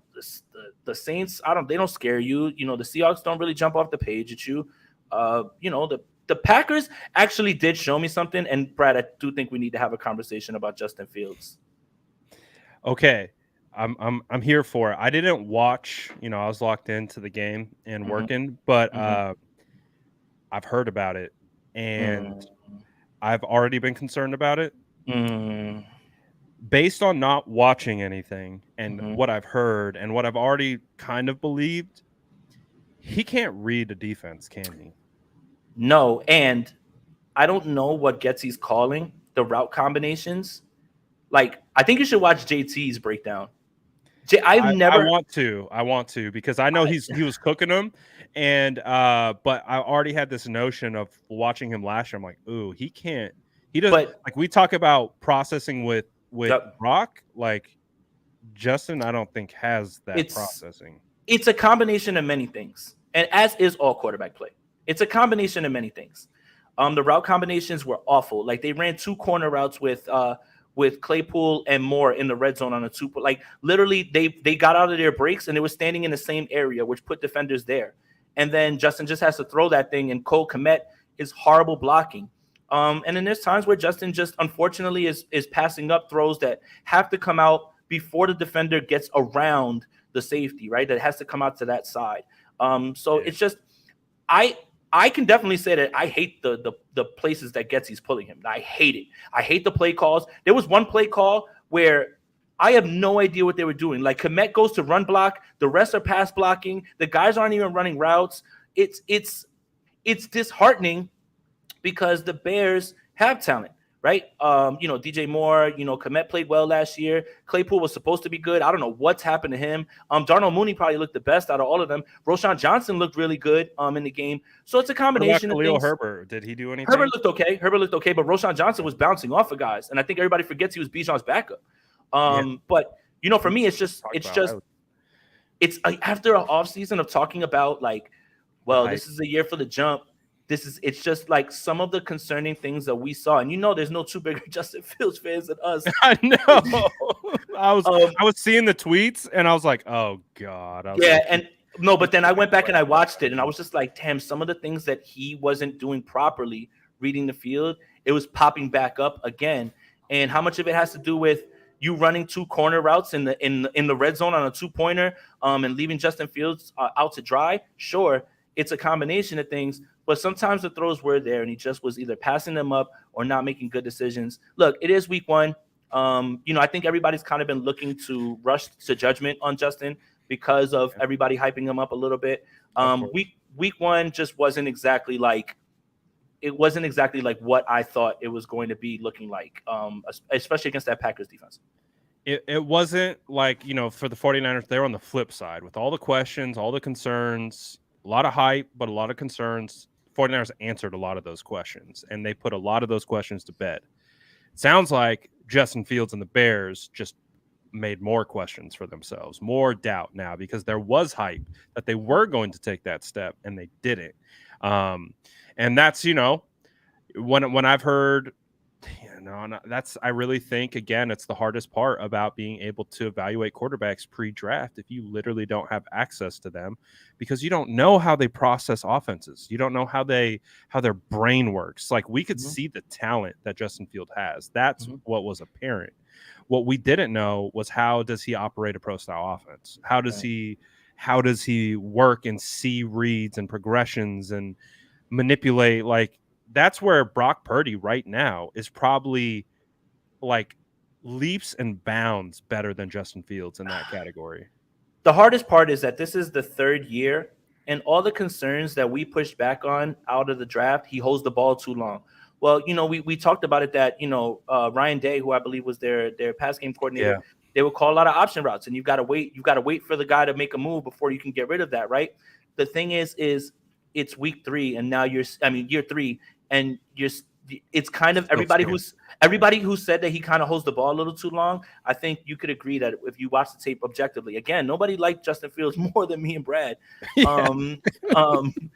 I think objectively, you guys are idiots, man. Yeah, pretty much, man. The thing is like it's if anybody has that narrative and they have that not narrative evaluation, it was definitely reinforced with a lot of throws, and that's the part that I think is a little upsetting.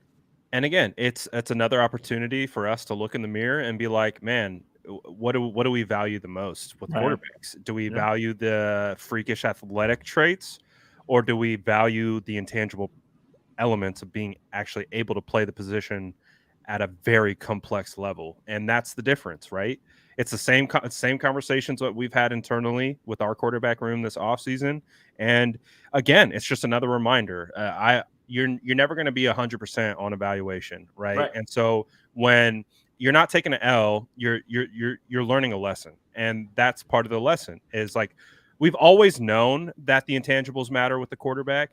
But like, when that class came out and you see these, and we're seeing it now, these guys with freakish athletic traits that can play quarterback from the pocket, it's like, we're like so used to the Bradys and the Rivers and the Roethlisbergers, and like we're now like in this new era of athlete, we're having to like kind of retrain how we evaluate the quarterback. And with that class, the reason they went so high was because there was success with the Mahomes and the Josh Allens, and everyone's like, oh, that's what we got to have.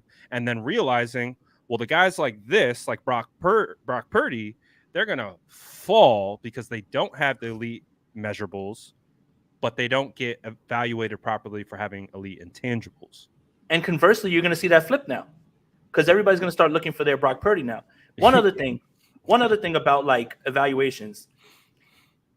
If the only evaluation opinions you give are Trevor Lawrence is going to be nice or Sauce Gardner is going to be really good, yeah, you're going to be 100%. if you never take L's, you're not shooting enough. Like if you just bold take, Jason. Right, like if you're like Nick Bosa is going to be really good. See, I told you. See, I told you. Yeah, you're never going to take any L's. Like it's when you start to evaluate everybody. Of course, everybody gets things wrong. But conversely, like you were saying, everybody was looking for like the next, Mahomes, Allen, all those guys, Watson, even for a little while.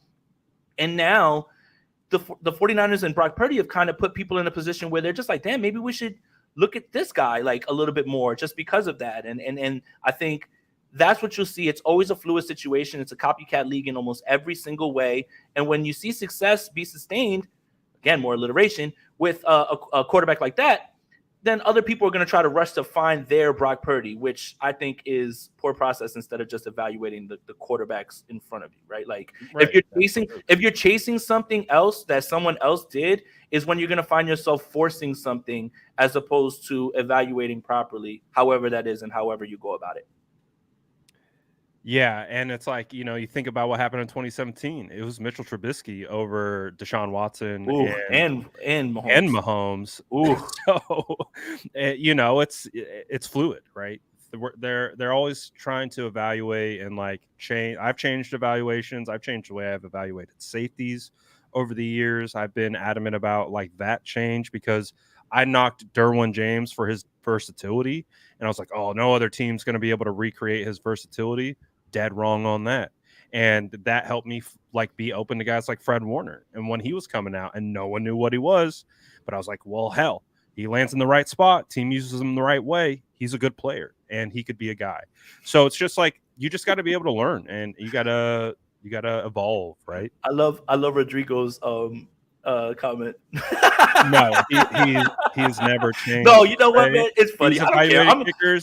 He doesn't evaluate kickers. I'm in on the joke, man. I'm cool with it. Look, if he continues to make kicks and everybody is like cooking me, that's a good thing. It's a great thing. I don't want him to miss kicks. I don't like, but it's so good. That is so good, man. It's just I'm ready for it. Like on Twitter, whenever anything happens, like with a special teamer, it's just like I'm just ready for it. Like I get it. The best part is. You were so close. You were so close to doing it. I was so locked into like that you forgot what I do that I didn't even have time to like bust out my franchise kicker full caps. Dude, so the best thing that Jordan does, and this is why I love Jordan. Everyone's like, what did he say? Mitch Wisnowski's absolutely owning that product. Yeah, he's no, but he said it on Twitter. Or X or whatever the hell it's called. And people were like, well, why didn't you add him? He was like, it's so much better to just have him stumble upon it organically. And that's exactly what happened. I'm going through and I look and I see it. And that's why I quote tweeted. I said, what the hell, man? I was like, he could have added me, but it's so much better. Like already people commenting under it. It's like 100 likes. It's so good. Like, it's a great ratio. It's great. It's so good, bro. That's why Jordan understands comedy better because everybody's like, why don't you add that, man? And he's like literally like, no, man. He needs to just stumble on it. And it's so good. It is so good, dude. I'll take it as long as he keeps making kicks. I don't care, man. I really will. It's so good. I love it. It's one of my favorite inside jokes that we got going. The things that makes Jason Aponte. It's so good. I don't want it to ever go away. And regardless of what happens, we're still going to joke about it no matter what. Oh yeah, of course. It's a running joke. It's a bit. Absolutely. So obviously we spent a lot of time talking about the team. We spent a little bit of time looking forward at the Rams. Anything else you want to talk about? Yeah, I mean, look, good win, things to be concerned about, but negativity. Shout out to Rodrigo, man. Appreciate that. The negativity is a little bit overblown. Like, you're not going to find games like this in the NFL for anybody, basically, right? Like, you're not going to win games this easily. So they should be enjoyed when you win like that, when you win that dominantly. Like, after Christian McCaffrey runs in that touchdown in the second half, I literally went on autopilot. I was just like, this game's over, man. Like, and I kind of felt that way when it was 17-0. Yeah, I was like, we vibing. I was like, let's start making memes. Like, let's start joking around. Like, there's not really too much to watch right here. You can relax early on in a 49er game for once. What? Are you kidding me? Yeah. So again, it's important to remember that there aren't games like this, and it's okay to say, listen, there's not really too much to worry about right now. And then we'll evaluate it again next week, and that's what next week is about, and the week after that, So, but Brad, I'm eager for you to open up that underdog fantasy look so we can go through the results real quick because we did promise the people that are in the best ball league. Do you want me to do it? Dude, I feel like such a boomer. Like I don't You even are know a boomer where to on go. Underdog. I'm such a boomer on Underdog. I'm like, I don't even know where to like find my score. Like I literally, I think it was Justin was like, bro, don't look. Like you're pretty close up there. I'm just like, I don't even know how to look at the score. Yeah, pull it up if you can. I can't even. I will. Justin wasn't sure if it was all year or if it was just 1 week. I didn't even know. Like, so we're not matching up against anyone. It's just who has the highest score of the entire week. Correct. And then it's whoever wins is who's had the most wins at the end of the year. Yeah, and I'll pull it up right now. Let me just make sure I get to it. 2020 season, nope, 2023 season. Good God, where is it, man? Hold on, I'll get to it. But yeah, shout out to get to it. Yeah.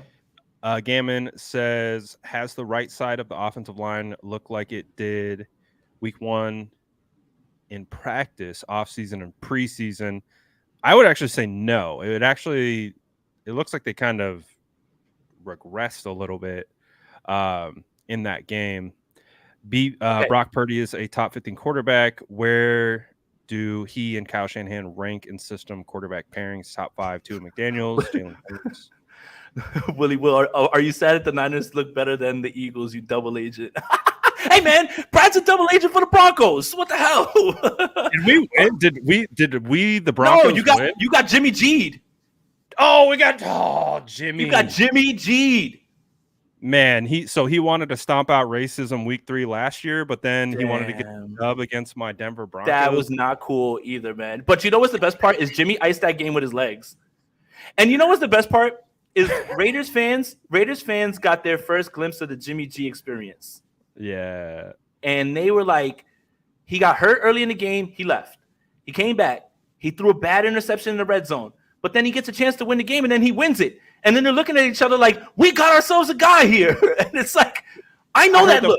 Like, oh, Jimmy's a dog. Like he earned that respect. I was like, I know that look. I've heard that one before. Like, I know. But look, it's the Jimmy roller coaster ride. We literally predicted that too. Like, we were just like, I can't wait for him to win the first game. And them to just like completely, because remember, all they did was hate the pick, everything. I was like, bro, they're gonna go out there and beat the Broncos, and you're gonna be like, we got our guy, man. It was like the easiest thing to call. But I've got this up right now. If you want me to, take this from Gammon, and then I'll let me know when you want to add it to the screen. Yeah, no, pull it up if you can. Yep, I got it. Okay. So to Gammon's point, I just want to make sure I see it again. I don't know if you see it yet. You got to add it. I think you do.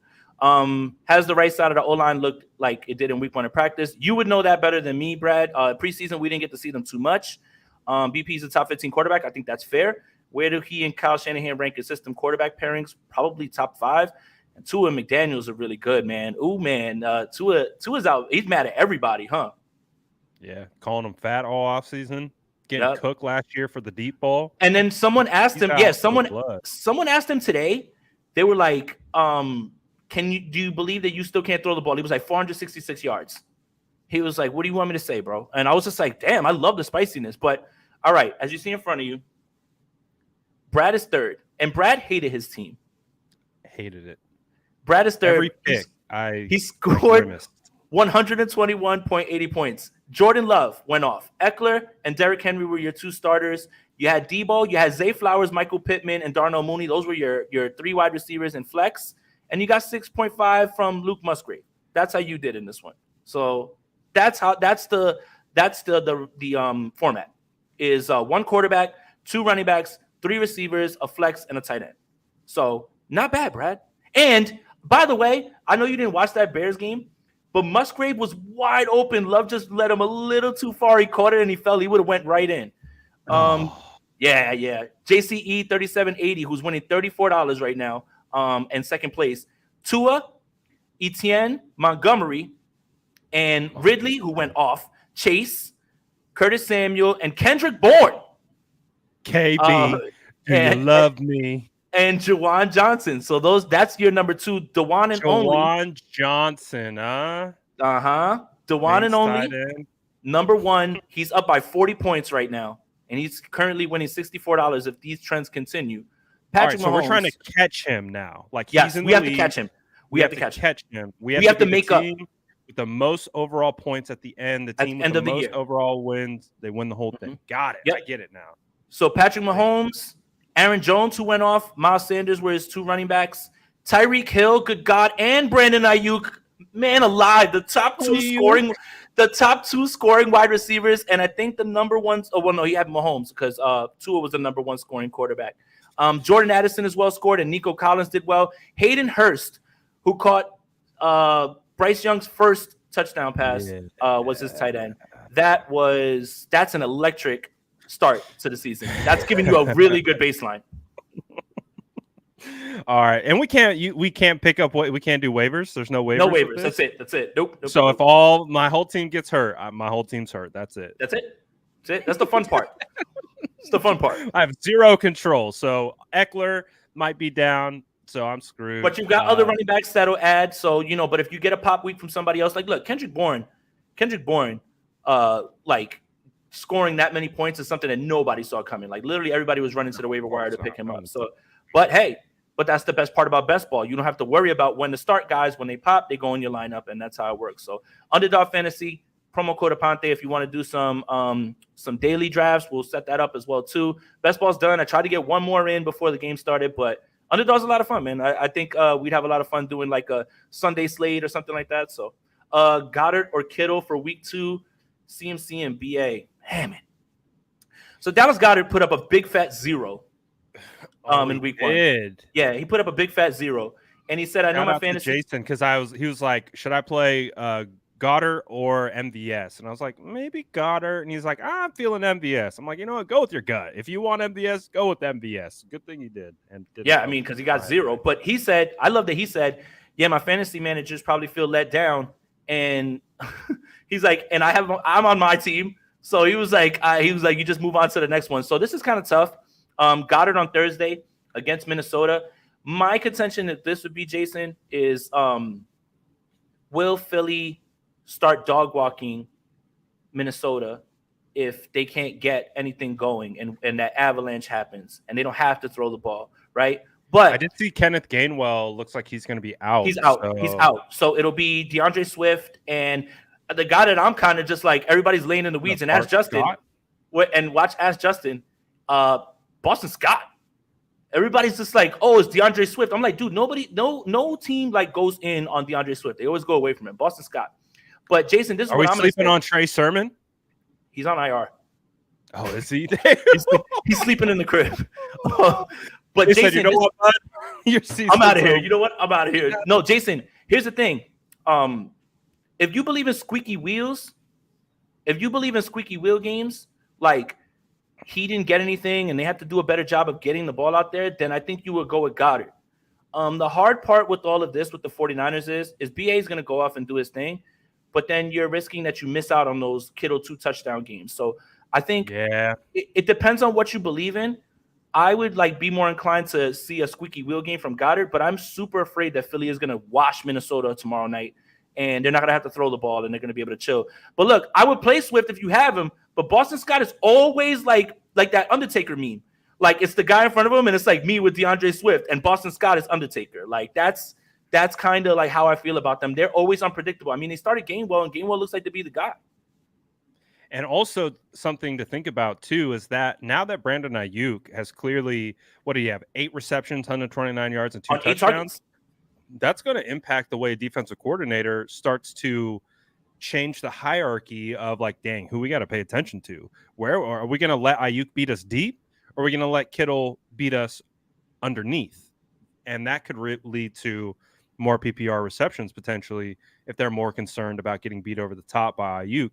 So it's going to be fascinating to see how the 49ers from a fantasy perspective are treated week to week, because we know right now the one constant is CMC. He's going to get the rock regardless, but it's like the pass catchers, which one of them's going to have the day each and every week? This one feels like a get Deebo Samuel involved game against the Los Angeles Rams. He always plays really well against the Rams. This one feels like a Deebo Samuel go off on the Rams game just because I of think the these history. guys have extra juice. I saw Kittle talking about it today on his podcast. He was like, "It's Rams week. There's just a different vibe. There's a different energy when it's the Rams. Like they really don't like the Rams." And so everyone I think is going to be ready for this one. I think Yep. they want to take it to them. Yep. I think this is a Debo game. They're gonna find a way. They tried early on, right? Like they gave him the jet sweep with they ran that orbit motion and they just the back handoff that they started running in 2021 with Jimmy. They started that early in the game, but then they noticed Ayuk was just like running all over. But I do think this is kind of like a force it to Debo, kind of get Debo the ball type of game. Could be. Brian says Steelers content creators were still hating on Purdy. All right. Is he still underrated? How is Pickett ranked above Purdy on Fox list after the game? I thought that was I don't know if that was the Fox list, but I saw the 33rd team. 33rd team. The 33rd team. Yeah, QB class had like Jimmy and a bunch of guys. Tannehill had Tannehill over Purdy as well too. I might even bring it up. You know what? Look, that list obviously is meant to put out and to get strong emotions because without context, I'd like to at least hear him out. That's kind of what lists are, right? Lists are going, especially league-wide lists. Right. They, in their nature, are going. You're never going to make everybody happy. Never. No, there's going to be someone who's going to be pissed off about it, regardless. I'd really like to hear the context as to why. Like, I'd love to hear. I mean, not that I'm going to agree with him, but like, if you can somewhat at least make an argument where I say, okay, I see what you mean, but I don't agree with you. That would make me feel better. So, like, when you put out this list, it's literally meant to like get everybody upset. I mean, you just saw that Purdy played much better than Pickett. And somehow Pickett rose up the board, and yet Purdy didn't rise up enough. Dropped probably. Right. And like Jordan Love played very well, actually. That is very deserved, man. He did some things that I didn't know. Does that have to do with the Bears? But I like some of the eye manipulation that he was using in that game as well, too, because I was super interested in watching that film over again. And I think, again, he was doing that same thing that Purdy was kind of doing, was like, I'm looking left. I know that I'm going to bang this in the middle of the field. And it's just like he holds the safety and he opens up that window and he puts it on him. So, I mean, I think week to week, you're going to see things shuffle, but 23 certainly feels low for the way that Brock Purdy's played. I guess the way that he's thinking about it is the lack of sample size. And that's the only thing that I could think of. But even with the lack of sample size, I still just don't think that Ryan Tannehill's that good. Geno Smith, number 10. Tannehill, man, really? 13. How is Smith Mac over Jones, 2 after this? After 15. This week?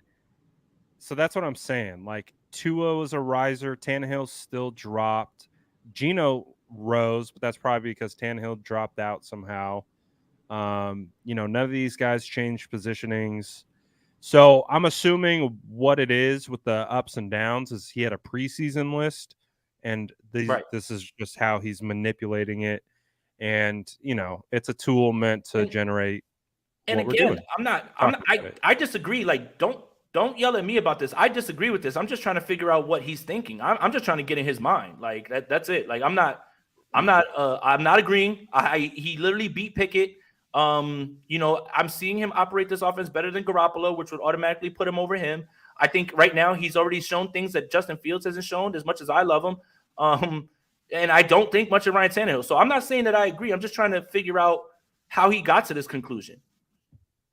Yeah. It's definitely an interesting list. There's a lot of questions, but hey, that means he's putting out a good list from a content perspective, engagement. And Watson's like 15th, right, or something like that, or 14th, something like that. Let me see. Wait, he is. Wow, Purdy over Watson. Wow, that's Watson's 25.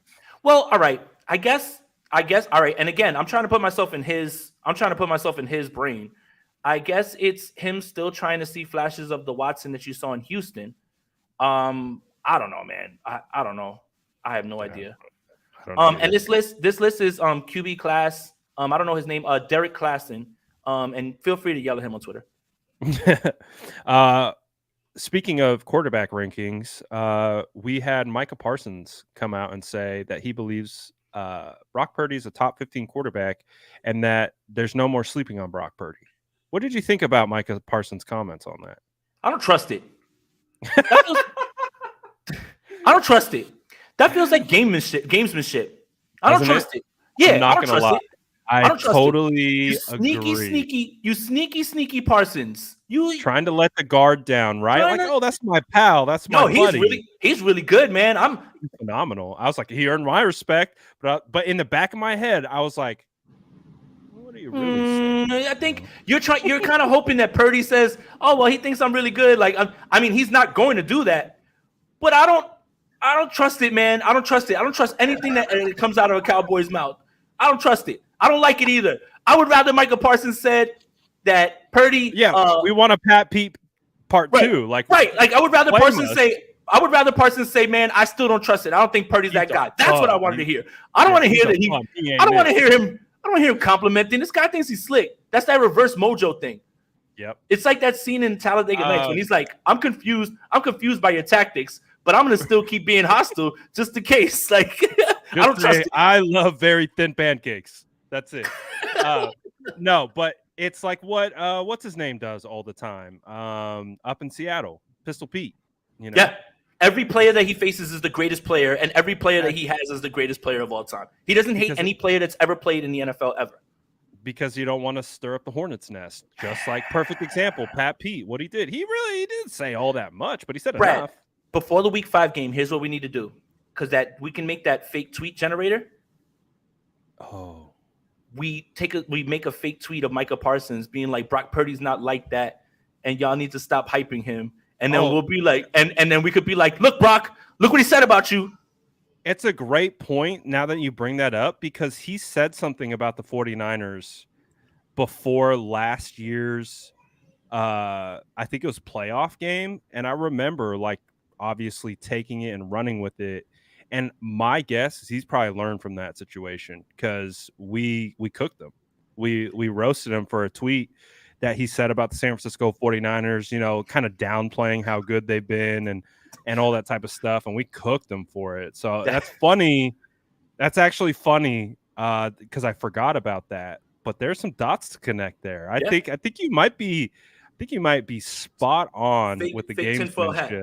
Fake tinfoil hat. And I think you might be spot on. I'm even looking for that tweet. The fake tweet generator is so elite, because Rich Madrid was talking about how he was higher on everybody, and I made a fake one of him saying, I don't get the hype on Mahomes. Mahomes isn't that special. That was right, Brad. Quality. Perfect. Everyone was literally like, oh, you got cooked. Yeah, because you can literally, when you were like, this would be totally something Rich would say. You make the fake tweet, you put his it puts his face there, it puts Twitter from iPhone, it'll put the date, everything. You could even create how many quote tweets, all of that stuff. It looks so real. Yeah, it looks so real, man. It's so good. You got to use it wisely, because if you go overboard, everybody's gonna know it's fake. All right, I absolutely love this plan that you're concocting, and I'm on board. Let's go with it. So before Week 5, we're gonna generate some Micah Parsons slander. Yeah. Maybe during the time that Iowa State was playing, and he's watching the game, and he's like, Brock Purdy will never be a successful quarterback in the NFL, and I stand on that. We can like bring it back to a day that Brock Purdy was playing football. Yeah, absolutely. I think, okay, so it's not as bad as I thought it was. He said something along the lines of like, I don't know if you can see it. My turn. Tired of the talking. See y'all Sunday. 1-0. And I took it, and it wasn't that bad. But we somehow used it to our advantage. Hashtag fake tweet. Hashtag fake tweet gate. I'm down for it, man. I think we all get on board too. Like it's a plan. We get it going. We'll even get a response out of them, because imagine I didn't tweet that. I'm gonna oh yeah, tweet that. Oh yeah, pal, we got the receipts right here. Look, what about this? Got his ass. And it has to be Purdy related. Just taking a shot at Purdy's something. We got to figure it out. Yep. Justin says, just want to say I'm 4th right behind you, Brad. Okay. Coming. Okay. I can't see it in the rankings because I'm a boomer, but Justin, the problem is the problem is I love the vision with the Kyron Williams pick. Unfortunately, he goes up against a very stout 49ers defense and may not have much room to run and operate today. So I wouldn't expect a big performance from him. Yeah, we'll see. We'll see what's going to happen. Again, another big game at Levi's South. You going? I'm undecided. I want to go. I don't know, chat. Should I go? Should I go to Levi South? Make I'm my trying to figure out the plug for pilgrimage. I'm getting the plug answer in a bit. But I think I am gonna see you for the home opener though. But Oh, hell yeah. You better get your behind out here to the Bay. I'm definitely going because I want to see the 49ers smack the Giants so I can come back over to the East Oh, Coast yeah. There's some added. and lose it on these Giants fans. Yeah. All right. The chat's saying I should go. They're saying you should go. I've never been to Levi South, so it would be my first. It would be my first pilgrimage to our vacation home. Yeah. And I want to experience them. I've been there twice. I saw the Chargers preseason game that year, and then I went to the NFC Championship game. God damn it! All right. Yeah, I know. I'm thinking about going. Yeah. I got a lot of games on my calendar that I want to go to, so I'm like, I got to be strategic with it. Like, I kind of wanted to go to Pittsburgh, but then it was like I got to go all the way across country. I was like, I don't know if I want to start week 1 on that. I think I got the home opener and the Bengals game circled. Okay. That Bengals game is going to be lit. I want to go to that Minnesota game too, because that's a primetime game as well. And that stadium looks so sick to me. Yeah, I got to figure it out because we're going to home stretch. We're going to have New York Giants Thursday night football, so it's primetime. Arizona Cardinals at home, then the Cowboys at home primetime. That's a good game to go to too. I think you're going to that one for sure. Absolutely. And then it's the road trip, Browns, Vikings. Then you're talking about coming back out for Bengals, right? I want to go to the Bengals game, man. You want to see Joe Burr? I think that's going to be a very good game, man. Yeah. That Cowboys game is going to be nuts. I know. I didn't even want to mention it because I was like, what was the second game I went to at SoFi? And I was like, oh, right.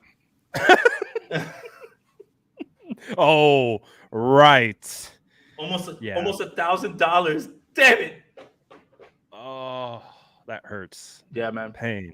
We were so close. Yep. We got one more super chat here on our way out.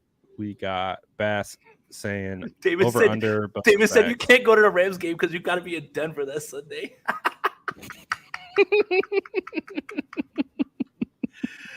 Hey, I'm splitting time. Between my two teams. Oh my God. Over under Bosa sacks. TJ sheds double blockers. Yeah. What did he get last year? 19 and a half? Is this for the year? Yeah, I think he's talking about for the year. 19 and a half?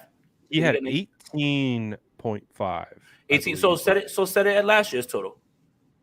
Over under 18 and a half? Yeah. Which did that lead the league in sacks still? I think so, if I'm not mistaken. Yeah, I think it still did. So he didn't get one. He could have. He got held. Yeah. Yep. So he almost got one, but of course got held and didn't get the sack. But he'll have multiple sack games. So you know what's going to happen. And especially once they have to start accounting for all the stunting that's happening. And I really do think from a Bosa perspective, I would have to imagine he was gassed. You know, yeah, a little bit. Hearing Fred Warner talk about how gassed he was in that game, I'm like, well, I wonder how Bosa was. And he played like 32 snaps, I believe, out of the 63. Yeah, so I think he'll come out ready to go. I think he'll use that as motivation and stuff like that. I think he'll have. What is the last game that I went to that the Niners won? Philly. Not that NFC title game. Definitely wasn't the Packers game. Definitely wasn't the Packers game. Me and Brad were there for that. Philly, I think if I'm yeah, and they lost in Atlanta. My God, maybe you know what? I'm not going anymore. I'm not going anymore, man. They lost in Atlanta. They lost in the NFC title. I'm not going anymore. I was undefeated at home at Levi's until I went to a game with Jason. Shut up, Brad. Why are you gonna put that on me? Why are you gonna put that on me, man? Hey, I'm just saying. No, but no, you're out. We're gonna make sure that is not the case week 3, right? Right? No. I'm not even gonna watch them on the TV like that. Like that's it, bro. Like I'm just gonna sit in the dark and then look at the phone and be like, oh, they won, cool. See, we're gonna come on after the New York Giants play, 49ers winning, and I'm like, see, Jason's in the clear. We're good. And I'm gonna be like, and then I'm gonna do my post game. They're gonna be like, so what happened in the game? I'm like, I don't know. Oh my gosh. I love it. I love it. Somehow we're almost 2 hours in. I don't even know how this happens. But somehow we find a way to do it. So shout out to all you guys as always for tapping in with our live every Wednesday. As you guys know, we sub or we stream from both our channels. So make sure you like and sub to both. Any parting words, Jason, before we get out of here before the 2 hour mark?